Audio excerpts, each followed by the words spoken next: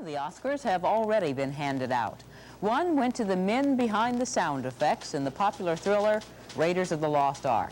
Larry Lamont reports on how some of those sounds were created. There's a lot to admire about Raiders of the Lost Ark, the photography, the action, the acting. But what about the sound effects? Sound effects? That's right. Boulders falling, bodies crashing, every sound other than the actors' voices and the music was the work of sound effects men. So we literally had to record, reproduce, recreate, manufacture every single sound in that movie, from a footstep to the sound of an ark exploding to the wrath of God, you name it, to lion growls on truck engines. All that had to be manipulated in post-production. It is in drab rooms like these where specialists match sounds to the film. But that comes only after they've recorded the sound, a task often more difficult than it might appear. Take a look at another scene from Raiders.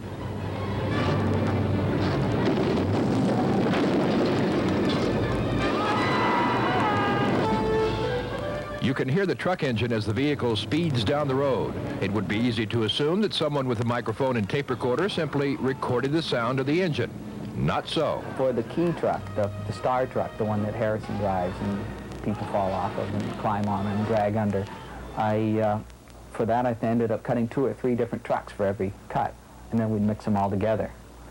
And then in order to make it a little more monstrous, when it did certain things, like it would fling people off or something, and when it would rev, I would cut in tiger growls, which were mixed real subliminal underneath, so you wouldn't go, oh, that's a tiger.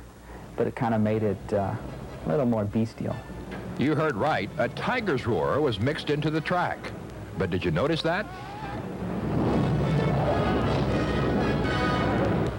Now back to the scene with the boulders falling. How was that done?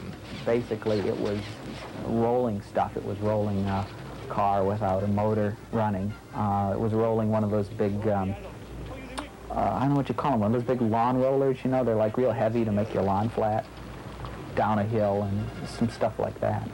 The people behind the scenes of Raiders, Mark Mangini, Stephen Flick, and Richard Anderson, have been honored with an Academy Award issued prior to the March 29th televised ceremony.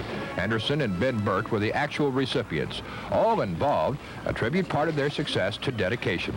Stephen got up at 3 in the morning, took the time to thread up a tape recorder to record a fabulous thunderstorm, because even though at the time we didn't have a film that needed a thunderstorm, he recorded one anyways, and we got a great recording, and that's the kind of commitment that it takes, is to go we have a beyond... library that doesn't sound like 1937 Frankenstein. To go beyond the 6 o'clock end of the day, you know, I mean, we spend our lives doing this.